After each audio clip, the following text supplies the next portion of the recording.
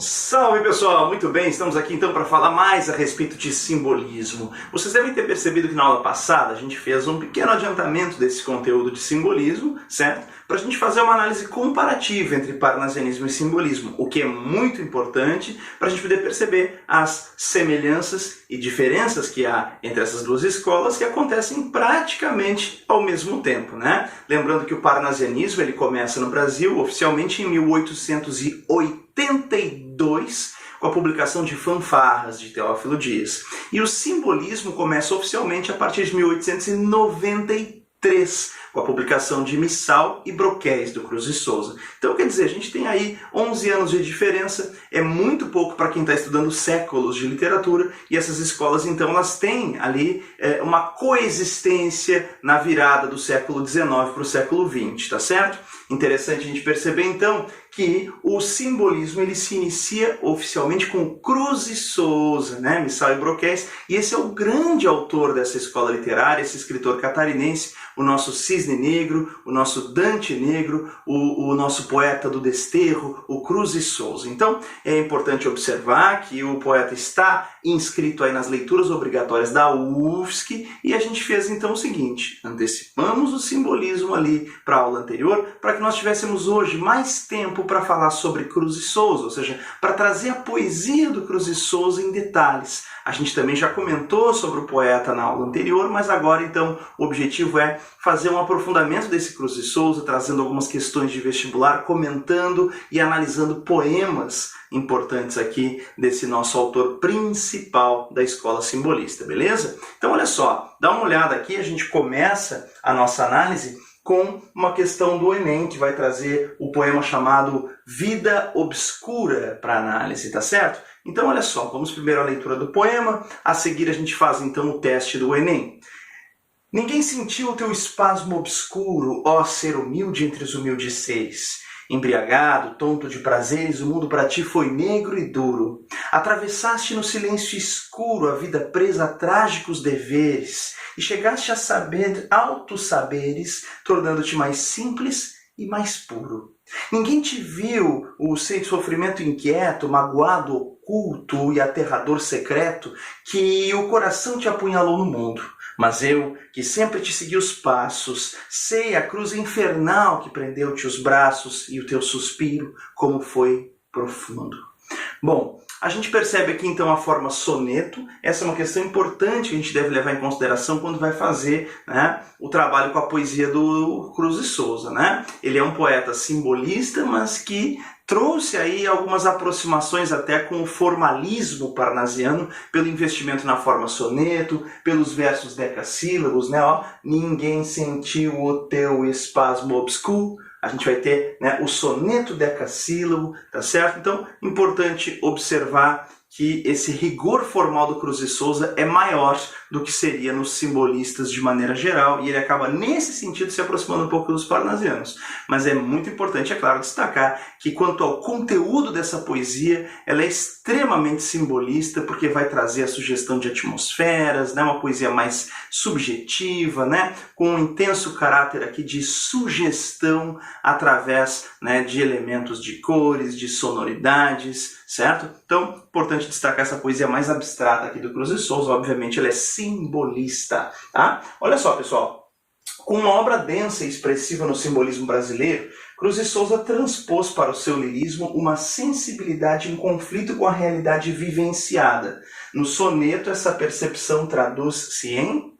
Olha só, a gente tem, é claro, que observar que isso aqui é uma questão do Enem. E aí o comando da questão delimita a tarefa. O que a gente tem que perceber? Né? Aqui se diz que nós temos que, né, perceber o quê? Uma percepção que no poema, né, está presente. Percepção do quê? Que ele transpôs para o seu lirismo uma sensibilidade em conflito com a realidade vivenciada.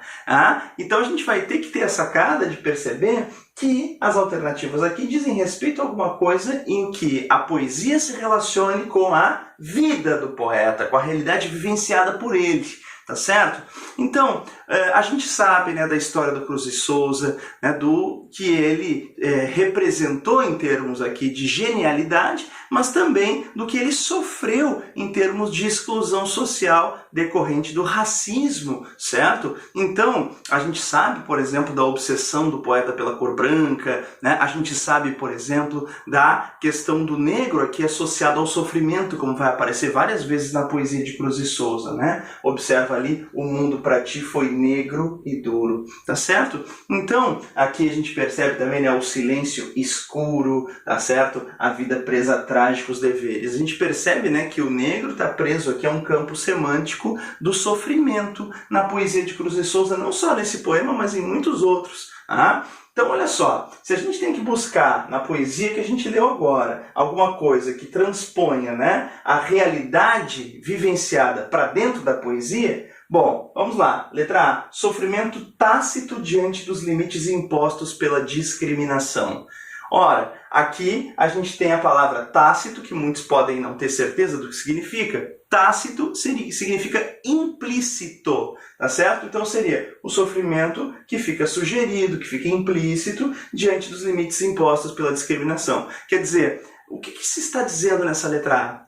Que o tema da discriminação racial, ele não está explícito no poema, está colocado de forma tácita, está colocado de maneira implícita, é sugerido, é de maneira indireta que o poeta vai trazer o tema da discriminação. Posso considerar isso? Sim, as palavras que a gente observa aqui, negro, escuro, associadas aqui ao sofrimento decorrente da discriminação racial sofrida. É um processo indireto. Então essa questão ela é difícil nesse sentido, porque a leitura da poesia de Cruz de Souza é também complexa por se tratar, né, de relações indiretas, tá bom? Mas então a resposta é justamente essa, né? A letra A, sofrimento tácito diante dos limites impostos pela discriminação, tá bom? Quando diz tendência latente ao vício como resposta ao isolamento social, isso não está presente na vida do Cruz de Souza, nem na poesia, né, como a gente observou agora há pouco. Extenuação condicionada a uma rotina de tarefas degradantes. Não é exatamente esse o sentido do que o poema traz, por exemplo, com uma vida presa a trágicos deveres. Aqui a gente tem, né, o peso, né, de carregar, né, por exemplo, o racismo, né, o preconceito, mas também a loucura, o sustento da família, o sustento da mulher que enlouquece, a perda de um filho. São algumas questões da biografia do Cruz de Souza que a gente vai conhecer mais estudando depois o autor como leitura obrigatória para a UFSC, tá legal? Lembrando que a gente tem aí esse trabalho, né, com livro obrigatório para Florianópolis e também na forma de aprofundamentos aí para Curitiba, beleza? Então a gente vai fazer um trabalho bem profundo sobre a vida e a obra de Cruz de Souza, e isso aqui é apenas, né, digamos, um teaser aqui, né, um aperitivo que a gente está fazendo para poder entrar no universo Cruz de Souza, que vai ser objeto de estudo aprofundado no segundo semestre para todos, beleza? Mas é isso aí. Então, seguindo aqui, né, frustração amorosa canalizada para as atividades intelectuais. Não tem nada a ver com isso, não é um tema romântico que a gente tem aqui, não tem nada a ver. Vocação religiosa manifesta na aproximação com a fé cristã.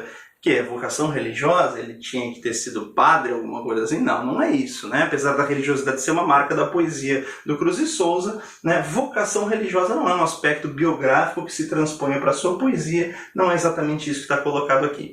Esse poema ele é muito interessante porque traz, né, uma espécie de diálogo com um tu. Só que esse tu, ele pode ser interpretado até mesmo como o próprio poeta, como se fosse uma conversa consigo próprio. Eu sei o sofrimento pelo qual tu passaste, certo? E aí vem uma identificação do eu lírico com o próprio Cristo crucificado. Observa só, né? Quando diz, eu que sempre te segui os passos, sei a cruz infernal, que a cruz infernal prendeu-te os braços e o teu suspiro como foi profundo, né? Então aqui a gente percebe até uma identificação da figura do eu lírico com o Cristo crucificado. tá certo? Então, a gente observa aqui mesmo as referências, né, ao sofrimento experimentado pelo próprio poeta, né, como se fosse mesmo uma espécie de, né, cruz infernal que ele teve de carregar, essa vida presa aqui, né, às condições que ele viveu de discriminação, né, de, enfim, miséria absoluta, a qual ele foi condenado justamente pelo racismo, né, um homem da genialidade dele passou muitas dificuldades, e o corpo dele foi jogado depois num vagão de trem como se ele fosse um indigente, né? Ele foi, né, no final da vida, então, enfim, a morte dele e os restos mortais dele foram tratados assim, desse modo, como a gente vai ver depois no estudo detalhado da biografia do poeta. Então, ele termina praticamente na indigência, né, no final dos seus dias. É uma questão bem delicada mesmo essa, o modo como a sociedade trata, né, o negro e o intelectual negro que foi o Cruz de Souza aqui, tá? Pessoal, a gente vai discutir mais isso nas próximas aulas. A gente tem então aqui mais uma questãozinha Enem. Essa questão é sobre Cárcere das Almas, tá? Que é um poema que está dentro do livro Negro, obrigatório para o vestibular da UFSC, beleza? Então olha só, o Cárcere das Almas nos diz o seguinte: ah, toda alma num cárcere anda presa, soluçando nas trevas entre as grades do calabouço, olhando imensidades, mares, estrelas, tardes, natureza, tudo se veste de uma igual grandeza, quando a alma entre grilhões as liberdades sonha, e sonhando as imortalidades rasga do etéreo espaço da pureza. Almas presas, mudas e fechadas, nas prisões colossais e abandonadas da dor no calabouço atroz funéreo, nesses silêncios solitários graves, que chaveiro do céu possui as chaves para abrir-vos as portas do mistério? Bom, nós vimos esse poema aqui na nossa aula anterior, como exemplo de poesia simbolista, tá certo? O que a gente observa aqui, então, é que, mais uma vez, temos a forma soneto, soneto decassílabo, e de modo muito interessante, nós temos aqui, então, né, uma dicotomia entre corpo e alma, que é muito característica do simbolismo, ou seja, essa dualidade entre o material e o espiritual. Aí eu te pergunto, o que o poeta simbolista considera como bom, como positivo, como algo, né, que esteja de acordo com as expectativas dele, né? A vivência espiritualizada ou a vivência materialista?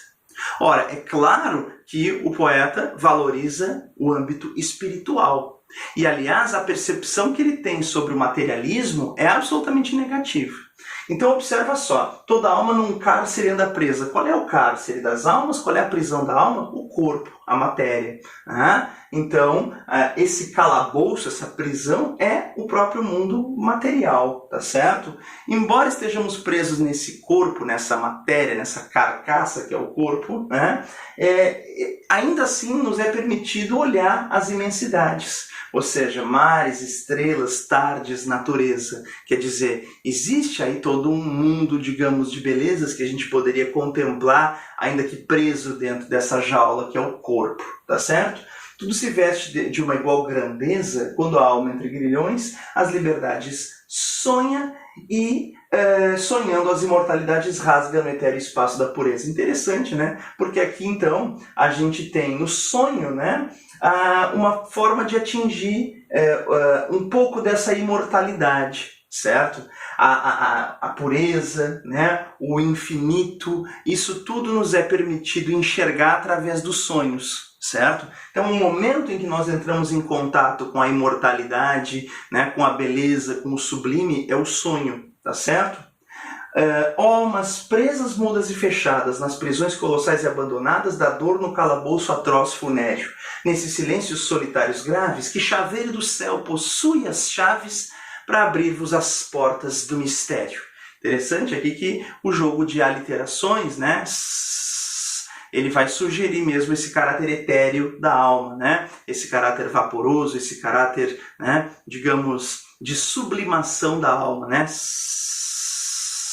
Então a gente percebe, né, a sublimação da alma aqui como saída final para essa prisão, ou seja, a alma se eleva, né, à condição mesmo de eterna no momento em que se liberta do corpo. Esse momento de sublimação da alma é o momento em que atingimos a definitiva liberdade. Ou seja, isso aqui é uma sugestão da morte. Sempre lembrando que o simbolismo, através de sonoridades, de cores, ele vai trazendo essa associação indireta de ideias para chegar no tema que ele está tratando. O tema da morte aparece aqui, tratado de maneira indireta, como é característico do simbolismo. Tá certo?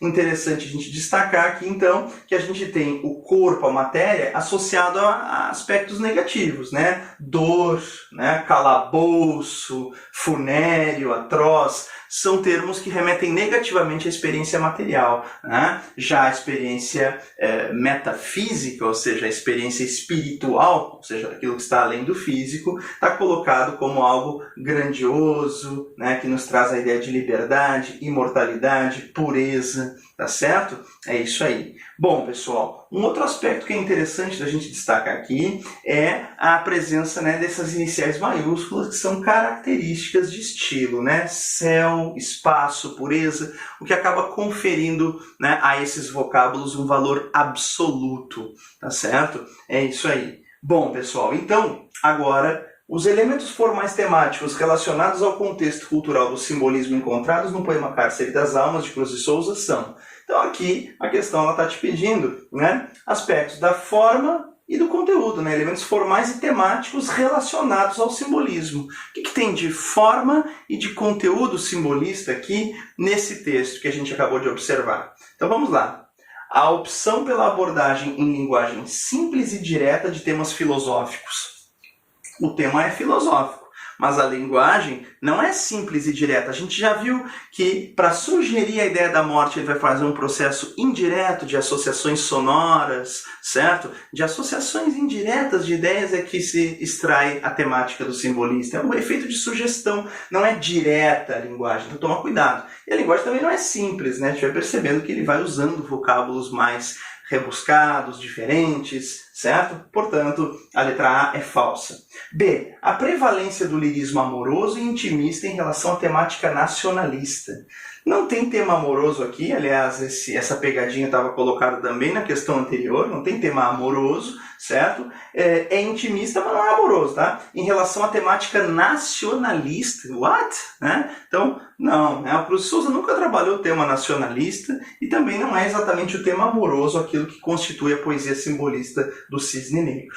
Seguindo, o refinamento estético da forma poética e o tratamento metafísico de temas universais. Refinamento estético, quer dizer, é a elaboração da forma do texto. Como a gente percebeu, a estética, a forma é algo muito importante para os simbolistas. Aqui nesse caso, né, o trabalho rigoroso com as rimas, né, presa, grandeza, certo? Grades, imensidades. Então a gente vai percebendo o trabalho com verso decassílabo, rimado, soneto, certo? Com os jogos de sonoridades, com as figuras de linguagem, com as metáforas. Claro que a gente tem um refinamento estético na forma poética e o tratamento metafísico de temas universais. É interessante porque o Enem praticamente te pede para repetir, entre aspas, o que está aqui em uma das alternativas. Então, forma e conteúdo, né? A forma poética refinada, né? E quanto ao tema, né? Tratamento metafísico de temas universais. Metafísico é aquilo que está além do físico, certo? Ou seja, então a gente tem esse tratamento, né, metafísico da experiência da vida. A vida não é vista pelo aspecto físico, materialista, mas pelo aspecto metafísico, que é característico do simbolismo, né? Metafísico é aquilo que vai além do físico. Aqui está no sentido mesmo de algo abstrato, incorpóreo, né? Metafísico no sentido daquilo que extrapola o corpo, que extrapola a matéria, tá bom? Tá certo. Tratamento metafísico de temas universais. Por que temas universais? Porque o simbolismo traz questões que poderiam estar presentes aí para qualquer pessoa em qualquer época, em qualquer tempo, né? A preocupação com a espiritualidade, a preocupação com o sentido da existência, certo? Enfim, a preocupação inclusive com uma existência que vai além da nossa existência material. Isso é uma questão que atravessa, né, o imaginário do ser humano em qualquer tempo, em qualquer lugar, tá certo? É isso. Então, a letra C é a resposta correta para essa questão.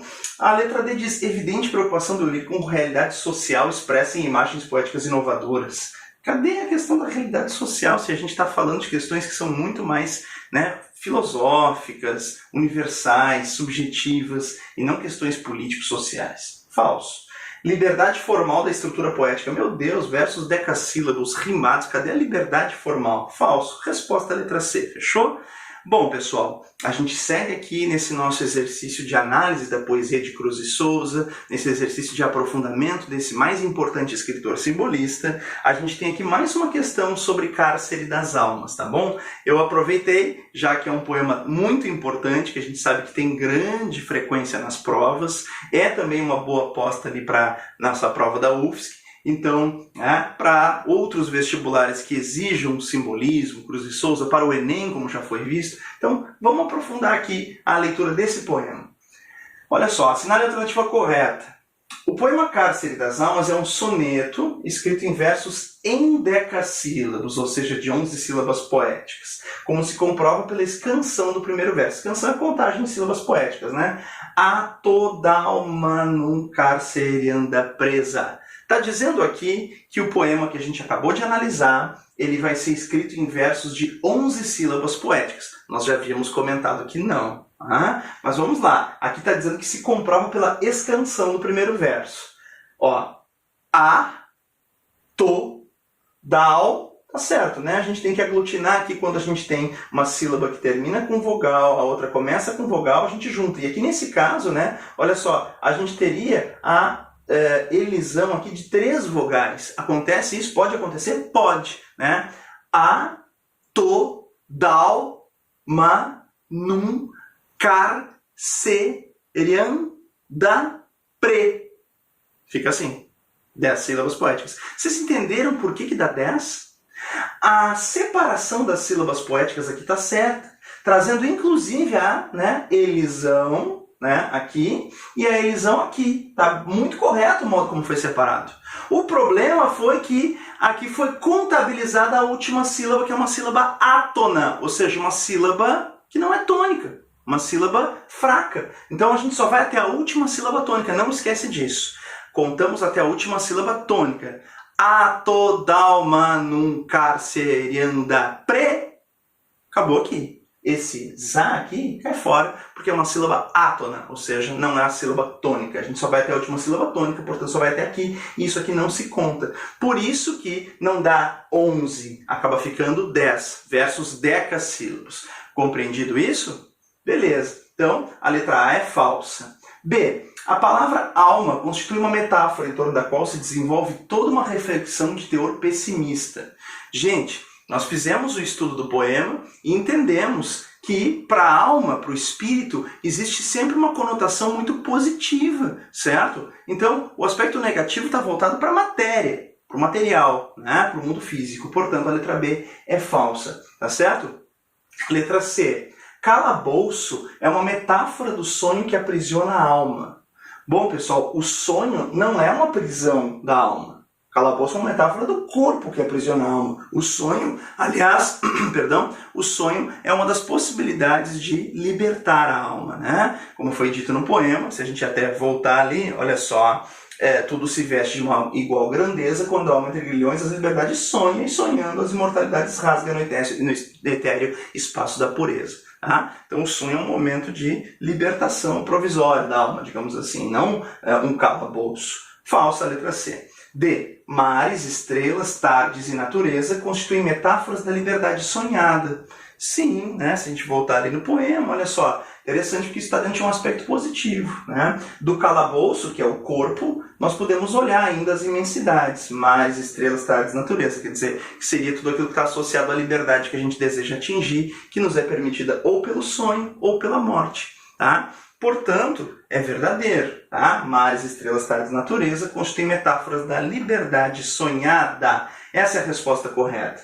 A letra E diz que a linguagem metafórica do poema divide-se em 2 campos que podem ser exemplificados assim. O campo positivo, almas, mares, estrelas, tardes, grilhões. Opa! Olha, estava tudo legal, né? É positiva a alma, os mares, as estrelas, as tardes, mas grilhões são correntes, né? E os grilhões, olha só, a alma entre grilhões, quer dizer, a alma está agrilhoada, está acorrentada, as liberdades sonha e aí ela rasga no etéreo o espaço da pureza, quer dizer, ela consegue romper esses grilhões, romper essas correntes e se libertar. As correntes, os grilhões, pertencem ao mesmo campo semântico de calabouço. É aquilo que nos aprisiona, é a matéria, tá? Toma cuidado com isso então, tá bom? A linguagem metafórica do poema, sim, está dividida em dois campos que podem ser exemplificados como o positivo, alma, mares, estrelas, tardes, ok? Grilhões já pertencem ao campo negativo, tá? Campo negativo, calabouço, imensidades, etéreo, sonho. Cara, sonho, etéreo são aspectos positivos, assim como imensidades. O calabouço é que é negativo. Os grilhões são negativos, certo? Mas imensidades, etéreo e sonho remete à imortalidade da alma, que seria um aspecto positivo. Portanto, falso, e a gente realmente marcou ali a letra D, Dinamarca. Beleza? É isso aí. Bom, gente, nós vamos finalizar essa nossa aula com mais uma poesia aqui, mais uma vez a poesia Cárcere das Almas, para mais uma questãozinha, né? Envolvendo esse mesmo poema. Trouxemos ele de novo aqui só para facilitar a resolução do teste, se a gente precisar voltar no poema, tá? Já conhecido e suficientemente analisado o poema Cárcere das Almas, e aí nós temos uma questão lá de Caxias do Sul, né? Rio Grande do Sul, a UX, né? Então olha só, verdadeiro ou falso? Nesse fragmento é possível perceber o estado onírico, uma das características típicas do período literário em questão. É muito importante fazer questões, comentar questões, para a gente ver como é que é a linguagem das provas quando falam de simbolismo.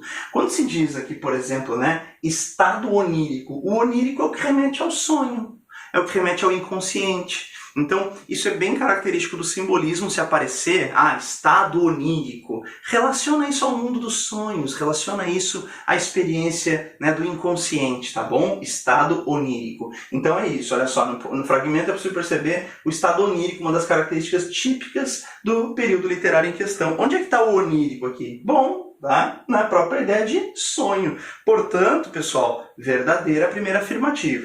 A próxima. O sujeito lírico deseja a liberdade buscando encontrá-la no mundo das aparências. Opa! Deseja a liberdade. Mas o mundo das aparências seria o quê? Seria o mundo físico.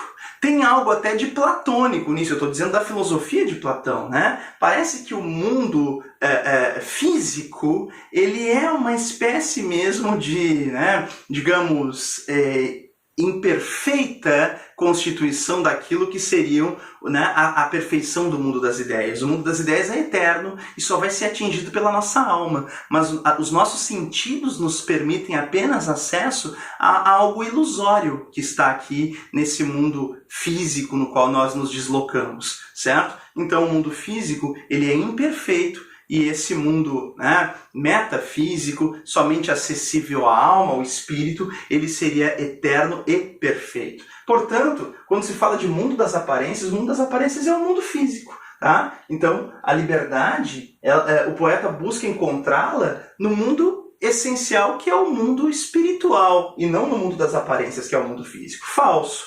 Depois, ao grafar as palavras espaço e pureza em maiúsculo, o poeta sugere uma personificação das ideias contidas nesses vocábulos. Sim, né, tratando como um nome próprio, ele, né, acaba por personificar essas ideias, conferindo a essas palavras, né, um valor absoluto. Portanto, a gente pode considerar correto esse item, ficando verdadeiro, falso, verdadeiro. A resposta seria a letra D, VFV. Fechou? Bom, pessoal, por hoje era só, a gente já fez bastante análise de poesia de Cruz de Souza e a gente continua junto aí trabalhando os principais autores e obras da nossa literatura. Valeu!